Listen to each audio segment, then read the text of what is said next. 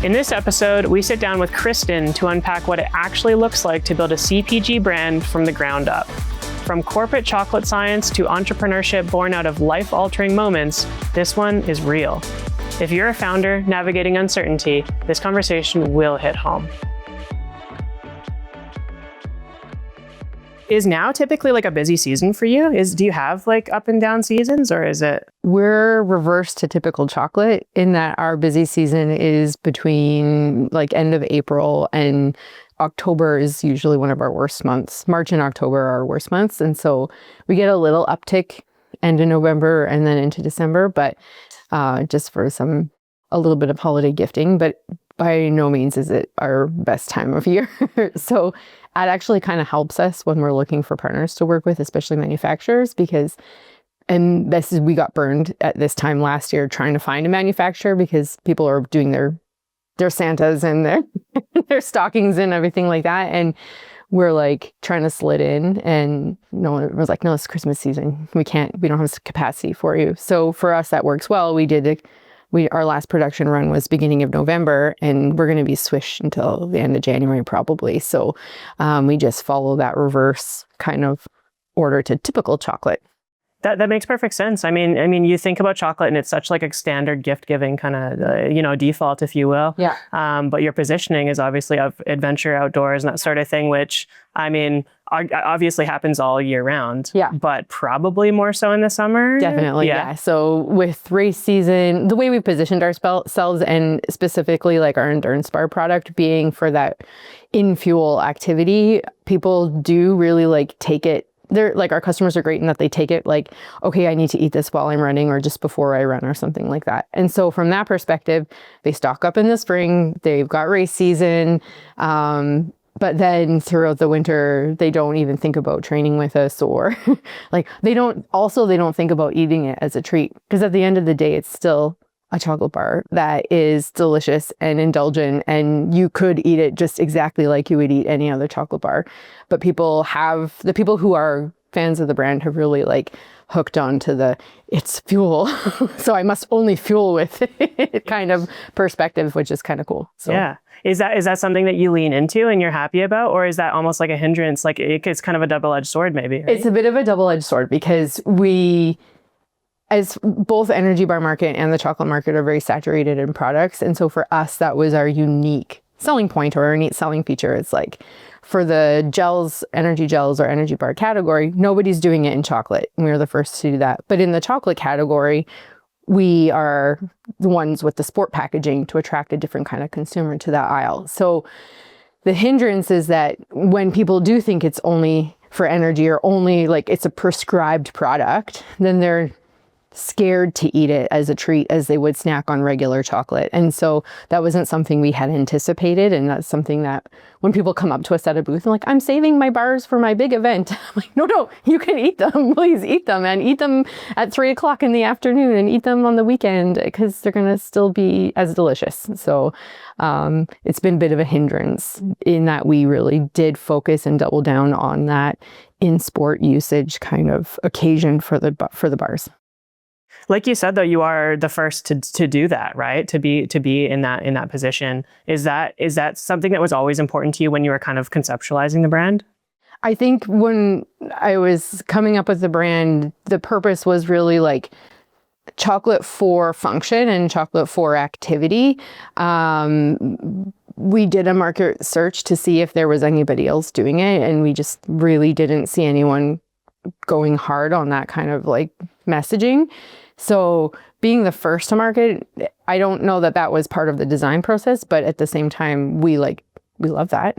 We love that about the product, and we love that's one of the things that we can say to a buyer of the category and be like, well, this doesn't exist, so you're trying something new, which again can kind of be a hindrance sometimes in its own right. So let's take a step back. I mean, your journey started a lot before this, but to my knowledge, Disney on Ice. You were Disney on Ice for a long time. and then, chocolate in Europe and that sort of thing. We'll touch on all of this, but walk me through that period of your life and maybe what came out of that led you to where you are today. Yeah, definitely. So my sisters and I grew up doing sports of different guises. And so I started to love figure skating from a very young age. I loved just the feel of skating, the wind, the performance aspect of it. And so I did that my entire youth. And then when I got to like 17, 18 years old, I realized I'm not good enough for the Olympics, nor was I even close. So it was like, okay, but I still loved to skate. And I knew I wasn't terrible at it by any means. And so Disney on Ice had come through town. They were doing auditions. I was 17 at the time and not quite ready to do it. And I was like, I don't know. My coach really encouraged me to do it. She's like, it might open doors in the future for you. And sure enough, that's exactly what I did. And so I went, graduated high school, did a year of university, was totally burned out, didn't know what to do with my life at 18. And they actually called and left a message and said, hey, we're recruiting for this tour. We think you'd be a great fit. And so that's kind of how it started. It really came at a time in my life when I was looking to do something different from what I was.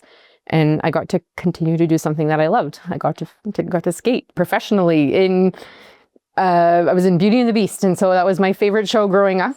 I got to literally live out my little girl princess dream. And so it was really cool to do that. And then it opened doors because my first tour was in Europe and then Japan and Asia and Australia. And I really got to see the world traveling, doing something that I love.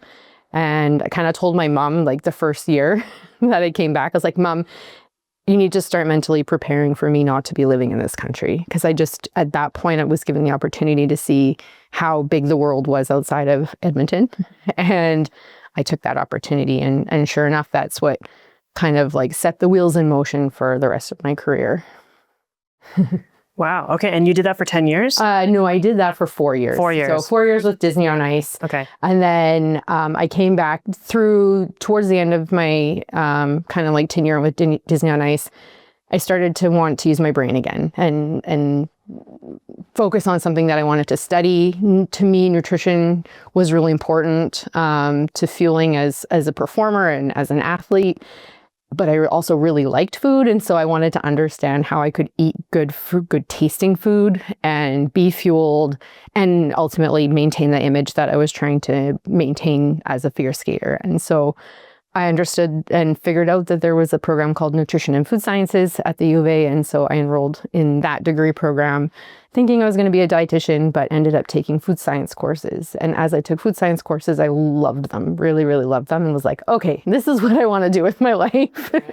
So finished my degree there and at the U of A, and then got a job with Cadbury, but in England, right out of university. And so I had a British boyfriend. We moved to, so I met him when I was skating with Disney.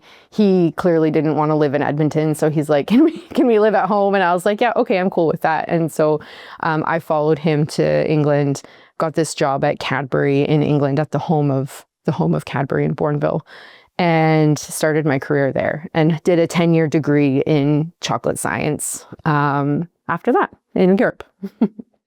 So much to dive into there. You said something interesting. So you took some time off to travel, well, obviously with Disney on Ice. Yeah. What kind of perspective that gave you on life, I suppose, at that time? Because a lot of people don't get that experience, and you're exposed to these things at that age, and you see different cultures and different ways of living and all these different things that, like you said to your mom, hey, get prepared that I might not live here. What were those experiences that you had, and how does that carry into what you do now? For sure. There was two things to it. One was working for a multinational company right off the get-go. So the tour group was comprised of people from all over the world. And it was really awesome to be able to work with people of different cultures, to understand who they are, what motivates them, how to communicate with people differently. Although English was a common language, you're starting to learn how to communicate and share messages to an audience that English isn't their first language. And so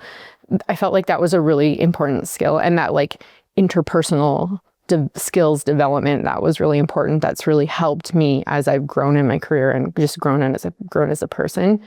And then the other thing is like you said, seeing the world. And we were in all sorts of different places in the world. We were really looked after when we were in other places. And so you see what people who are fortunate and who are not fortunate. And I've always been grateful for who I am, where I've been born, how I've been raised. And it's one of the biggest things in my life that I'm grateful for, because there's just so many people who don't have access or privilege. And I recognize that I do. And so it's eye-opening to see what problems are real problems at the end of the day. And I think that also shaped my perspective to recognize that as I'm developing in my life, and especially in my career, working for chocolate companies. Like, again, these are luxury items at the end of the day. These problems aren't real problems, even though they feel real at the time. And so it gave me a really good sense of perspective to know at the end of the day, you're trying to make someone happy with the products that you have. So like, don't feel like you need, like, although I was all in and deeply committed to everything that I've done, I was able to kind of just like, but this is still like pretty high level and pretty like privileged to what I'm doing. And so I think just having that awareness allowed me to respect different levels of people and socioeconomic situations to help us, like, again, market and talk to people and products.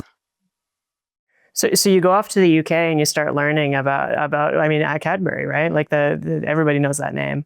Did you know, like, in those earlier years working there, that you might go off and do your own thing at some point in your future? Or was it just like, you know, your head down and learning as you went? Head down, learning as I went. And in fact, I never thought I'd be an entrepreneur. And so I remember learning about like being an entrepreneur as an option in like junior high or something like this, in like your health class and your like whatever your life class is. And we were presented with options of like, these are different things you could do in your life. And entrepreneur was one of them. And I clearly remember being like, that's not for me. Like the idea of having like a corporate ladder and working up to be the boss or the president or something like that, that was really motivating to me. And even when I started out at Cadbury, and like going back to Disney on Ice, even, it was, again, you start in as as a base level ensemble, and then you're like, okay, I'm going to try out for this role and that role, and then you get an understudy. And I was motivated to get to the next level and get a better understudy position. And then, is there a chance for me to be the principal? Okay, no, there isn't. Again, like I was good at skating, but not like that good at skating. And so, that kind of like climb the ladder aspect makes sense to me and motivates me. And so being an entrepreneur was just something I never had anticipated. And going into working at a big company like Cadbury, it was like, okay, so you start here and then here, and you see the career path and you're like, okay, yeah, I'm going to be a VP by whoever knows long. And that was very much what I thought my life was going to be. And sometimes I still like, wonder where I'd be these days if I kind of stuck it out there. But it wasn't until I got later down the line in my tenure that I was like, okay, well, I think I know how to do this now. And it wasn't still even my sister, the foundation of Seven Summit Snacks, I was 10 years into the company, and my sister was like, hey, can we eat chocolate instead of gels? And even that, I was like, oh yeah, that's a good idea. I'll take it back to my team. I didn't even think at that point in time that I was going to start a business at it. And then a couple months later, like a big life event happened to me, and I was like, okay, no, I know what I'm doing now. I'm starting a business. And so I think that, it wasn't on my radar to be an entrepreneur. And at no point throughout the 10 years? Never.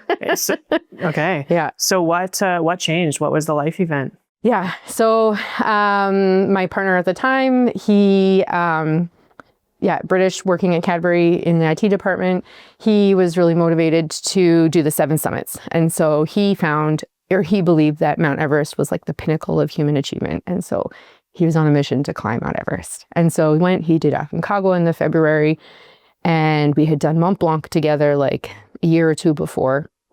And he's like, okay, we're going. So I went to Everest Base Camp with him. Said goodbye. He went, did his acclimatization. I went back home to England and just kept checking in on him. And then one night I woke up stark straight in the middle of the night. And I was like, it's called 7 Summit Snacks. And I opened my phone. I wrote down all this information about the product, when it would be good, all that kind of stuff.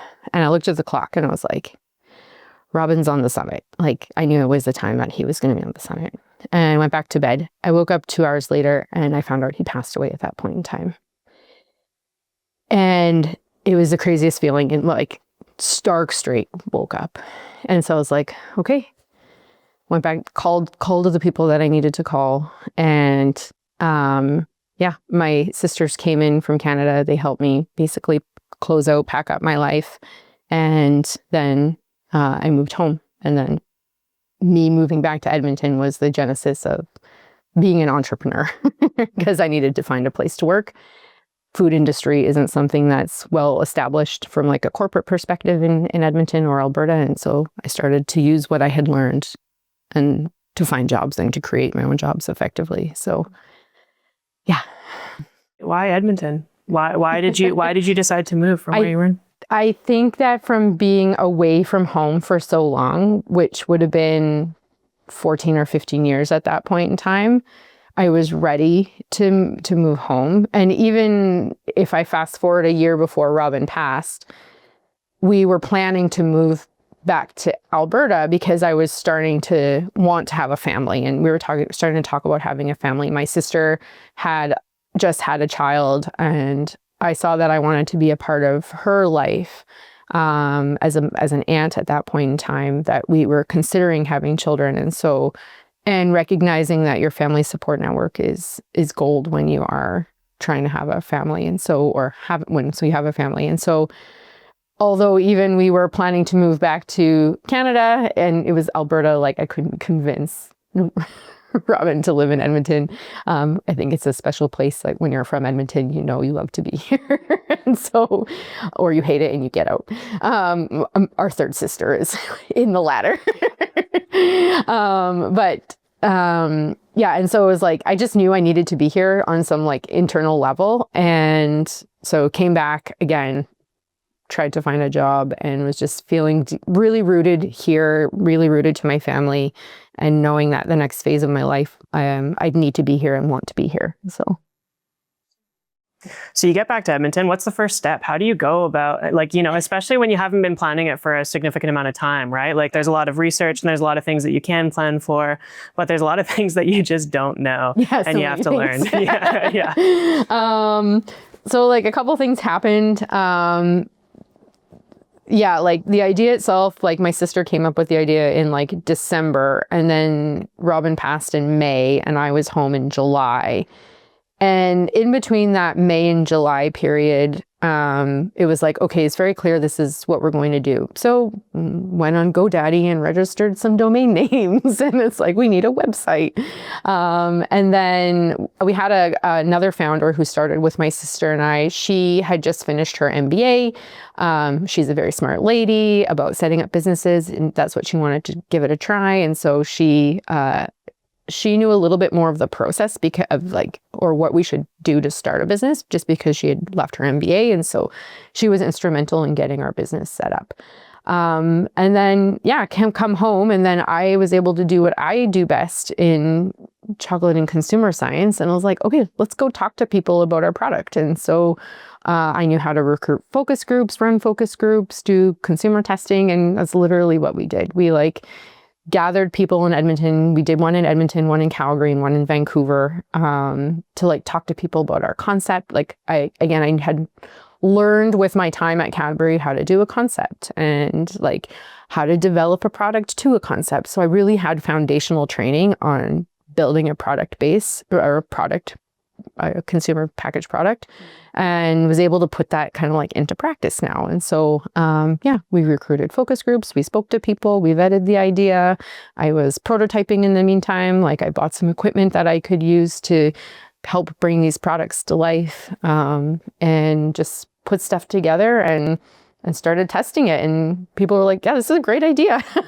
Like, let's go with it. And then, yeah, my sister she's a really good person, like network builder. And so she was able to and she's a personal trainer as well. And so she was able to bring her clients together to be like, okay, let's do this focus group. And then, Kristyn, who co-founded with us, she was like, okay, this is what we need. I'll go speak to the bank. And then these are some loans we can get, or like grants and all of that. And really, like, the three different kind of people working together made a nice little unit for us to launch a business. Was it tough to leave the stability of something that you were used to for 10 years? Like, the salary, the holidays, yes, it was. I think at the same time, it was just like, I had already started to mentally prepare that moving to Canada, like back home, was going to be a different life. I was aware that the labor market in Alberta was not going to be conducive to what I wanted to do. So I'd started to think a little bit about like who I'm going to work for, how I'm going to make that happen, but hadn't actively started like a job hunt or anything. But yeah, it was, so I think I had mentally started to kind of like move into that space.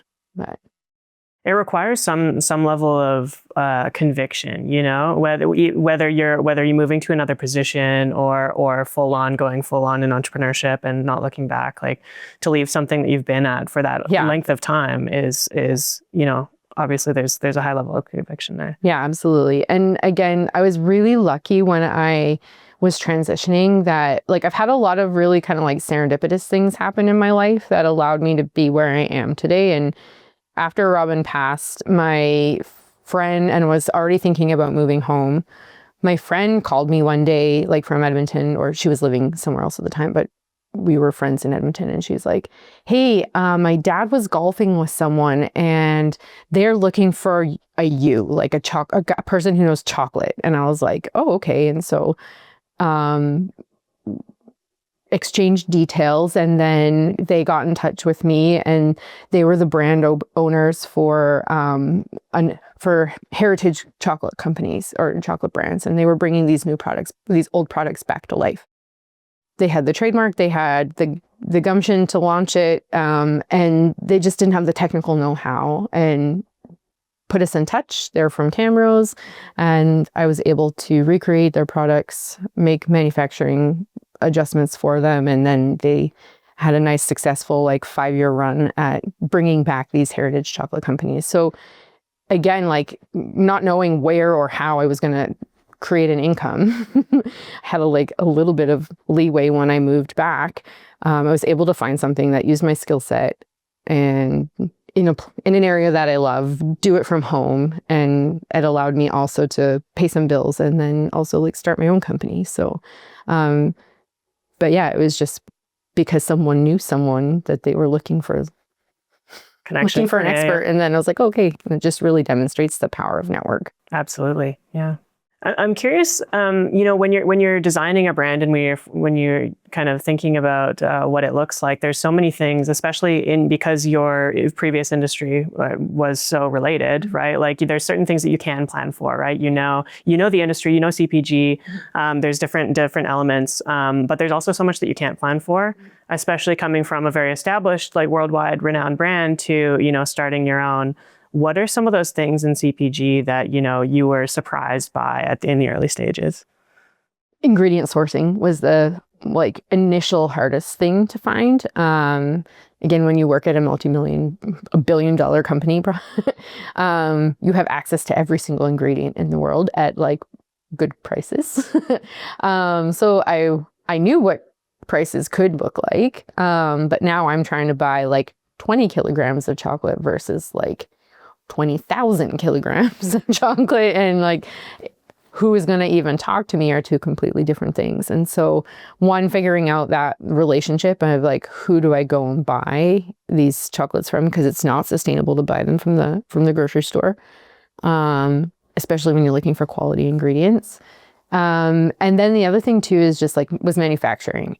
We really struck lucky in our onset to find a I supported us for as long as they did.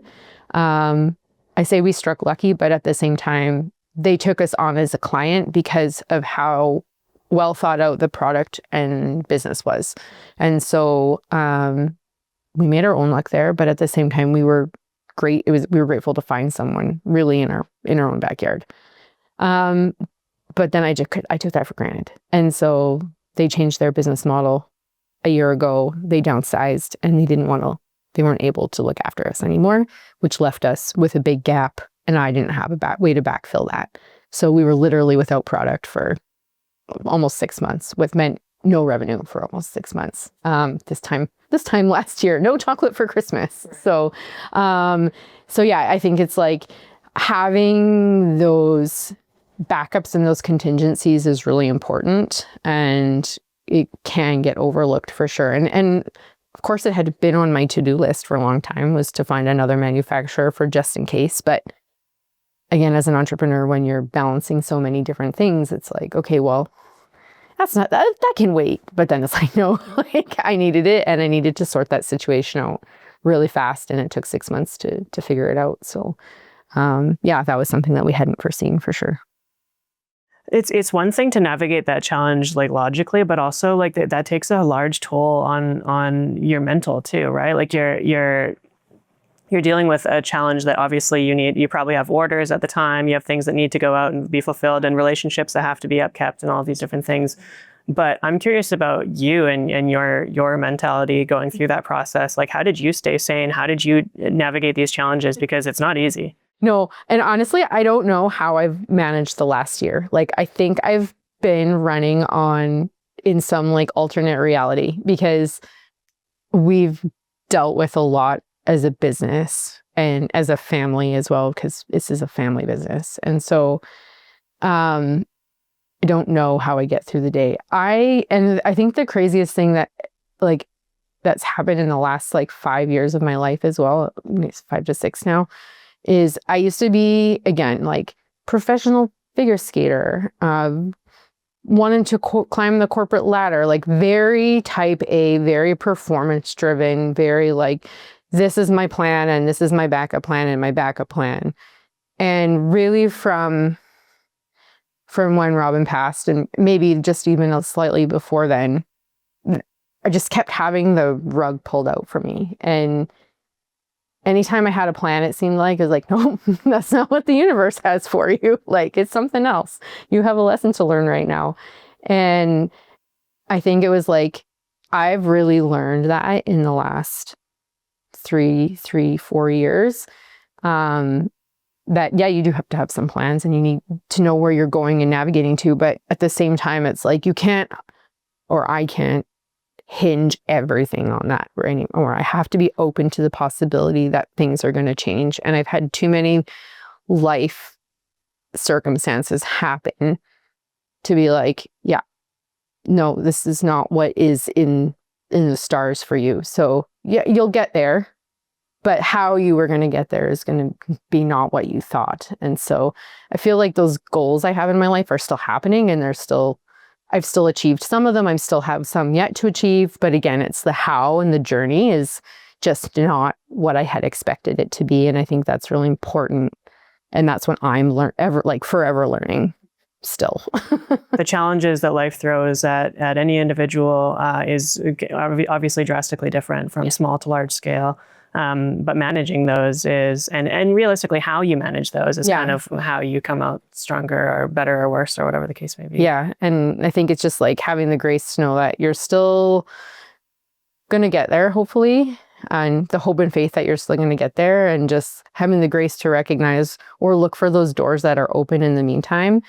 And I think it's the help along the way as well. And so that's the other thing that really that's allowed me to get through the last year, is to have support and help from my partner, from being brave to ask other people for help so that maybe they can open a door for me, rather than trying to feel like I'm the one that should be problem solving and achieving and getting to the end goal on my own. Right. Yeah.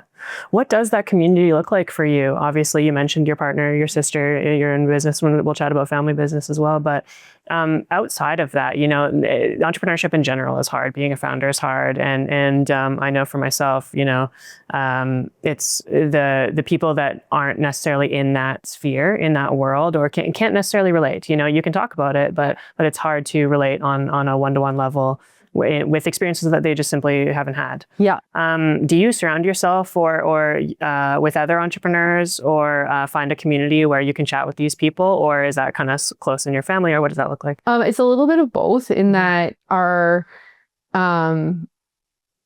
family unit now we're all entrepreneurs of sorts, in that my sister and then my partner Jason are both coaches. And so that is an entrepreneurial job. Like you are not relying on a consistent paycheck every month. And so they already were predisposed to that kind of mentality and just like level of stress, I think, in their life. But then at the same time, I do find it useful to like have chats with other people in entrepreneurial businesses. And so I do try and find and make time to connect with people outside of my family. And yes, through women entrepreneur groups or like food-based like businesses, things like that. And so like one of the things I do love is when we go to a trade show and you get to like have that little like check in with your friends, just be like, hey, like, how's life? What's going on? And then you very quickly realize that you're dealing with a lot of the same kind of like stress and problems. And honestly, just being able to talk about it takes a load off. And so I do look for like opportunities where we can do that. And same with like a women in business perspective. I'm usually from a women in business perspective, I'm trying to do it more to like have it open doors in the future for me. And again, who knows someone who might be able to open a door for me. But also there are a couple communities or meetups where it's more like heart-centered, I'd say, where again, you're just like being able to share challenges and how you maybe navigated that. But it is like being an entrepreneur is, I feel like, more of that masculine energy where you're like, again, you're trying to get the thing done most efficiently, as many things as possible. And sometimes you don't think about or allow the space to feel like what's actually happening. And I think that goes to my answer again, like, how did I deal with the stress? I honestly don't know. Like I just kind of get through it somehow. And one day I'll probably crash, and that happens every now and again. And so just figuring that out. But again, it's about making time and space for those kinds of activities. And I do find it like supportive just mentally and like on an internal level afterwards, when you're like, oh, it was nice to spend time with those people and kind of like share what we're doing. Yeah. And it almost removes you a little bit from the day-to-day of it, right? Like when you're in it all the time, you're not really looking at it. You can't laugh about it. You can't like talk to your friends about the experience when you're in it. But when you're out, you take a step back and bird's eye view it, and you're like, wow, this is, refreshing to look at it this way. Exactly. Yeah. The family aspect of business, obviously you mentioned that you're in business with your sister and your partner as well. This is something that's really interesting to chat about, because often the success when working with partners or family and that sort of thing comes down to really clear boundaries. Is that been the case for you? How do you navigate, I suppose, ensuring that both your personal relationships with these individuals as well as your business relationships stay positive? Yeah, my relationship with my sister is just like this super strong relationship where we can do things like we're there for each other. I'd say we're there for each other in however that needs to be. And of course, there's been times where we frustrate each other, like we're different personalities. That's going to happen. But I think, again, just like on that deep level, we just know we have each other's back. And for sure, there's been times where I feel like I'm being pulled more to one side, and I'm sure she'd say the other, the same thing. But I think like we have a shared passion for this company and a shared vision for this company, that it just makes the steps in getting to that vision happen. And if we're gonna have to say no to something, like she can't support us in one way, or if I can't support her in one way, we don't take it personally, I think, or at least I don't. And I think that just helps us. But knowing on just like this super deep level that we have each other's back no matter what is been what allows us to continue having a relationship as a family. Like my dad and his brother fell out over their business and they didn't talk for ever afterwards. So I think we could see firsthand, like we knew firsthand what the potential detriment could be of a family business because my dad literally lived it. And so I don't know, again, like how did we do it? I don't really know, but I think it is just that we're just unquestionably connected and like supportive of each other, that it's like, okay, this is your decision, then I'm not going to question it. But then at times when it's like, what do you think about this? Then we're both open to discussing it and seeing each other's point of view. And I think for me, that goes back to working with a really like diverse community in both Disney on Ice and in my corporate career, where it's like, yeah, there are people that have different thinking styles, different working styles, different values, different motivations. And so when you can come at that and from an understanding perspective, then it allows you to have a conversation and move things forward still. And I think that comes from both a personal level and a work perspective in solving problems. Yeah, it's really interesting that you mentioned, your brother and father had a, bit of a falling out or whatever over a business. And I think maybe even just knowing that is a risk going into it. Yeah, I think that like having just like that up front, again, there's nothing we ever discussed. I was listening to a past episode and it's like, have the clear those boundaries and discussions up front. And I was like, we didn't, but maybe it's because we innately knew that was already something that could happen and potentially the worst thing that could happen. But it just something that my sister and I have never discussed. We've definitely adjusted our role and weight within the company to better reflect the energy we're allowed to put into it. And I think, again, like my sister fairly recognized, she's like, I'm not doing as much work as you. So therefore, let's balance this out. Because we went into it like splitting the business equally between the three. And then a year and a half later, like, no, we're not working on this all the same. And I think just being able to like have that conversation early on to be like, hey, we don't want any resentment here. And I think this is maybe something that I had learned about being a people manager in previous organizations is like, people are pretty smart in knowing what they're contributing or bringing to the party. And so able to talk to my sister, be like, what do you think is fair? And then me being able to think, okay, yeah, I recognize and respect that. And so let's redistribute accordingly. And then similarly with my partner, Jason, he did a whole lot of free work for us for a long time. And then it was like, okay, well, here's some of Leanna's pie because you're doing all this work now. And Leanna is happy to recognize where she is. And so we were able to bring him in, start to reward him. And then make sure that he is being rewarded for his time and efforts and skills that he brings to the company. So, but I think it's like having those conversations early and openly has really allowed us to continue to be cohesive. Yeah, that's it. I think, the longer you let something fester, the significantly more negative it can become because just animosity builds and these sort of things. But if you have that respect and mutual understanding to be able to address them, as they come up, then I don't see how it couldn't work. Yeah. Awesome. The idea of export, I think when we were chatting previously to this, that was one of the things that came up was that, there's a local market, obviously, but you're looking bigger. So tell me about what that looks like and kind of the steps that you're taking. I think for sure, like me having a career in a global chocolate research and development team from my whole career really allowed me again to understand that Edmonton is not the center of the universe and that there's a whole big wide opportunity. It also afforded me the knowledge that people in different markets behave differently and they have different expectations on price, on product, on taste and things like that. And so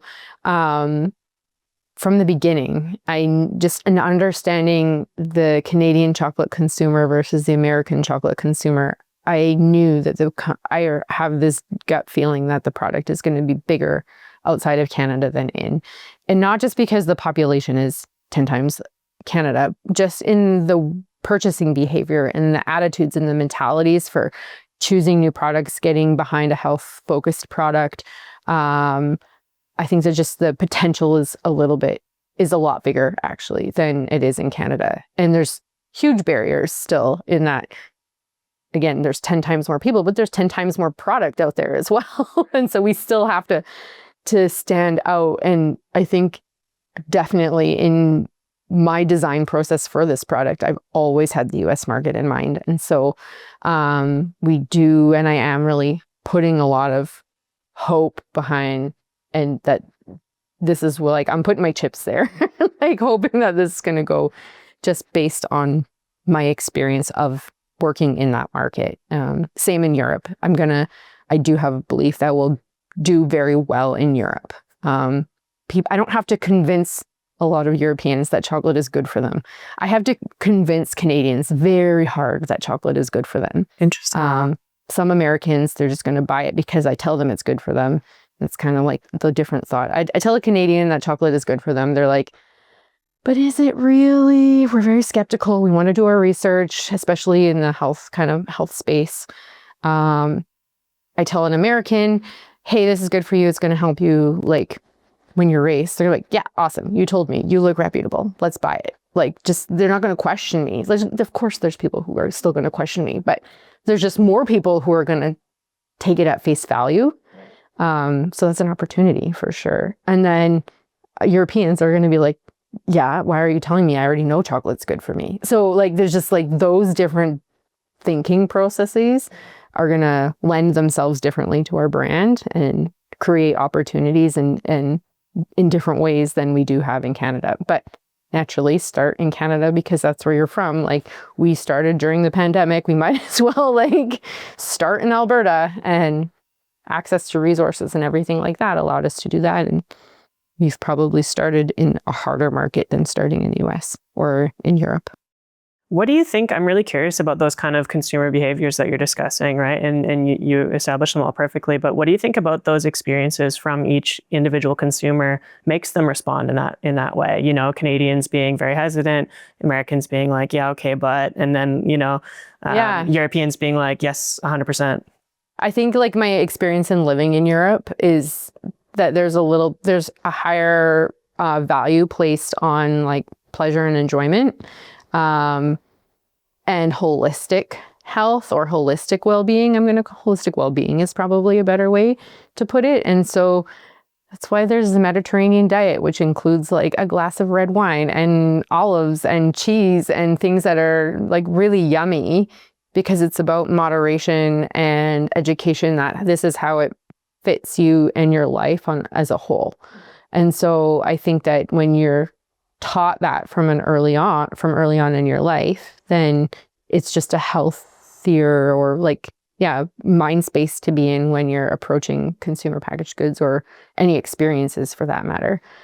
From a Canadian perspective, I don't know why we're so skeptical, and maybe it's because we're more rule-based. I think we're quite a rule-based demographic, and so we put things in one place, in good or bad. And so chocolate goes in bad because we think of Easter chocolate and Snickers bars and things that aren't really smart choices when it comes to health. But we know they're delicious. We know they're going to delight us, but we know that they belong in the naughty category. And we're taught this is good and this is bad. And we generally, as a society, follow those rules. Americans, I haven't lived in America enough to really understand it, but in working with enough Americans, or again, just from a sports perspective again, it's like, yeah, if you say this is the best, then I'm just going to trust that it's the best. And that's continuously reinforced with kind of relationships that I've had or in people that I've met. It's like, well, I got all this noise in front of me. So if you're just going to tell me this is the one I need, then I'm just going to take it. And so again, just based on the experiences that I've had, that's what I've noticed. And I've done focus groups in the US, and it's kind of the same thing in this health and wellness space with the chocolate lens on it. And it's kind of been reinforced that way. So it's not like I'm doing this completely like naively. It's like I have sat in on these groups to like hear those insights from people. But as far as the like foundational reason why they think that, I'm not sure yet.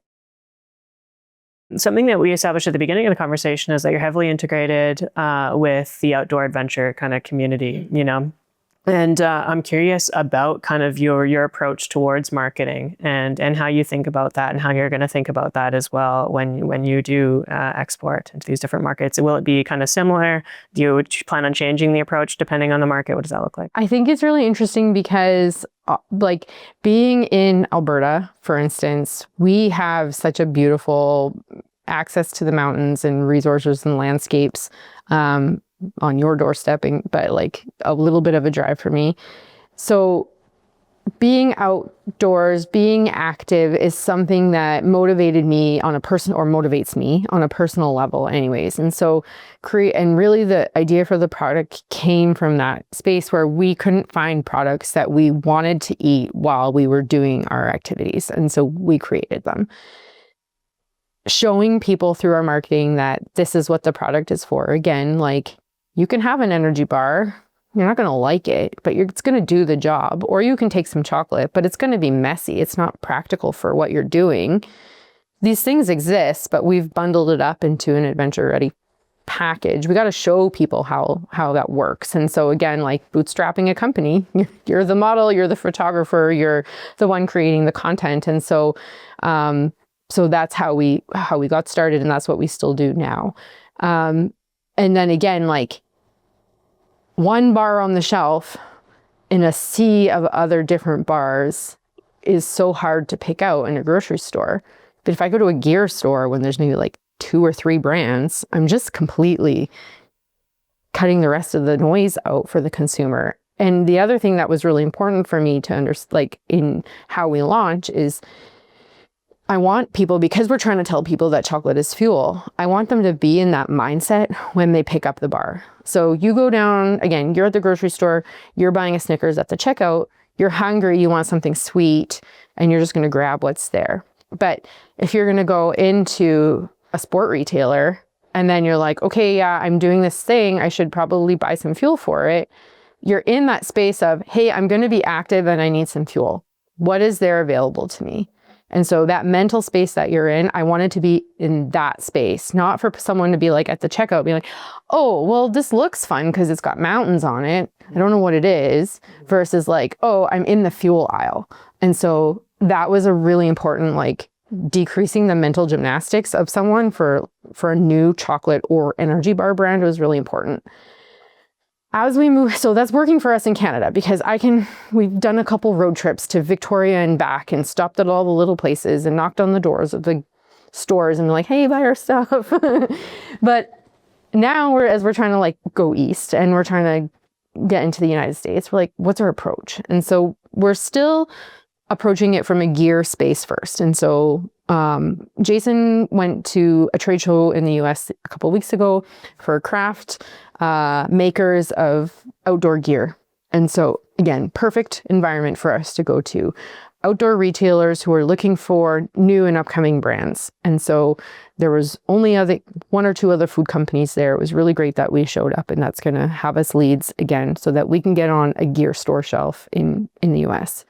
At the same time, we've done a couple of these trade shows for grocery, and we do have a promise of a listing in Colorado with 50 stores.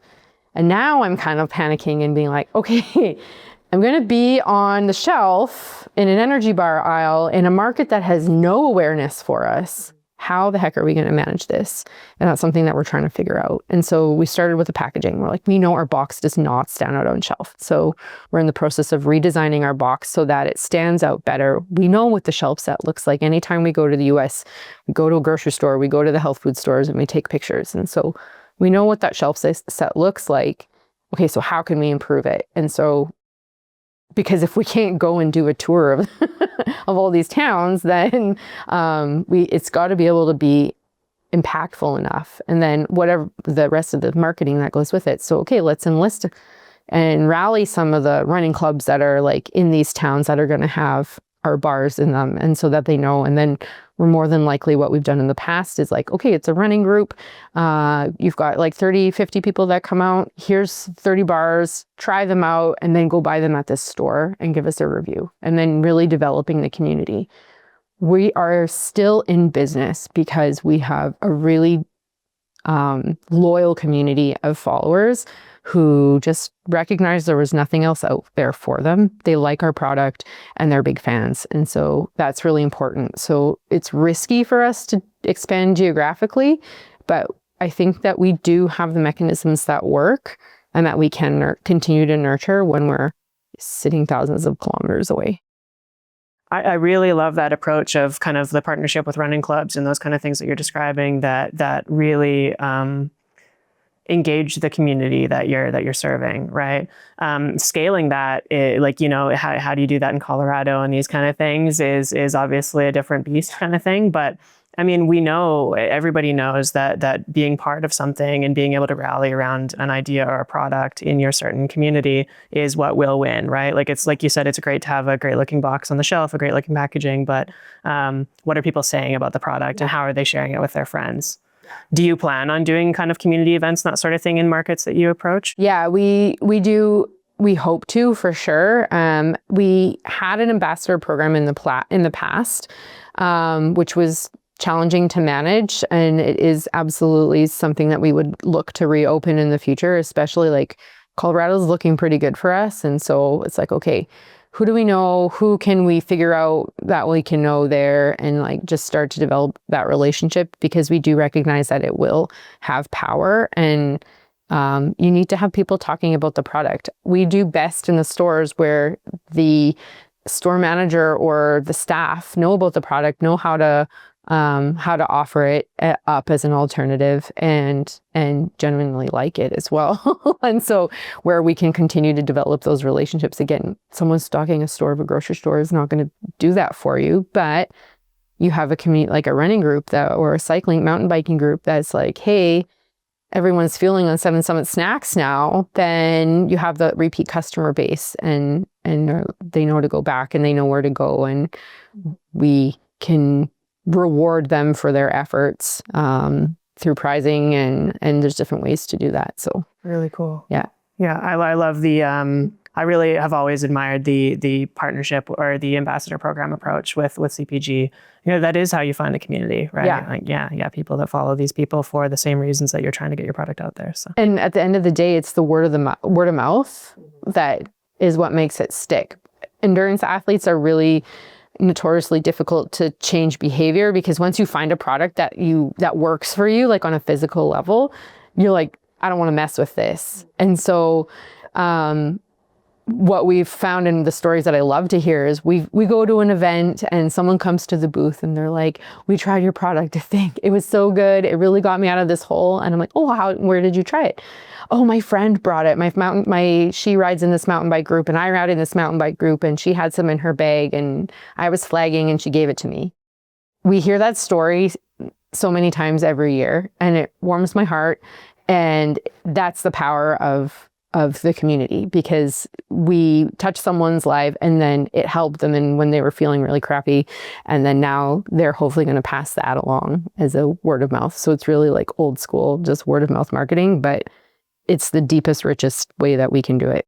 It is the most powerful, though. It really is, right? It always has been. And it's the hardest, but it is the most powerful. Obviously your product has to back it up. It has to be delicious. It has to look good, all these things. But if you're going to listen to your friend over an advertisement 100% of the time, right? Definitely. Yeah. And have it available in that moment. Because that's the other thing is like, I can talk to someone and be like, well, you should really try our product. Or like, you could say to your friend, have you tried this? Mm-hmm.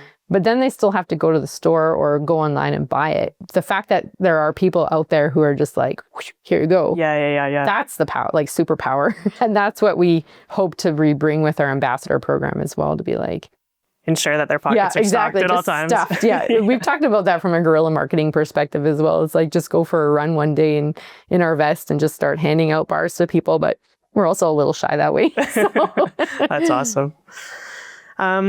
What does success look like for you? A world known brand. Like, I think this has been a global idea from the beginning. I want it to be in many different countries. There's no reason why it shouldn't be. It has global appeal to it. I want it to be one of the top energy bars. Seven Summits, though, as a brand is bigger than just an energy bar. We have that one product. That's our flagship product. We have a standard chocolate product as well, and we're working on a new product as well. But we want it to be like a lifestyle brand that people know that they can trust, that it's going to be delicious and it's going to do the job it's going to do for them. There's a lot of products out there that, again, they get the job done. People rely on them to do that, but it's not delightful. And I want us to be delightful. And I want us to be someone's adventure partner in whatever that adventure looks like. And I think, again, if I think back to the beginning of when I woke up in the middle of the night, it was be at altitude with people, like be that kind of fuel, be the thing that gets me. At the time I was running marathons, that gets me through my marathons. My sister to the end of her Ironmans. Like, we just want to be that person's adventure buddy in whatever product format that we are, and it be a fun place to be, because again, it's got to be delightful. There's so many products on the market that do the job, but we want people to be delighted while they're doing it. And that's what you've experienced already, right? Through the community that you built. So incredible. Where can people go, specifically, those in Canada that are listening right now, where can people go to purchase your product? Online. Buy us online. It's the best for everybody. Best price for you, best price for me. But MEC is good. So running room. And then we have like over 200 retailers. A lot of those are individual mom and pop places. Some of them are moderate sized grocery stores that maybe have, again, another like 4 to 10 locations with them. Check our website. There's a store locator on there if you prefer to go in store and purchase. But if you want to purchase us online, then we love that. Yeah. Awesome. Thank you so much, Kristyn. Thank you for this conversation. Thank you for coming to chat and spending the time with me today. Thanks for the platform to share my story.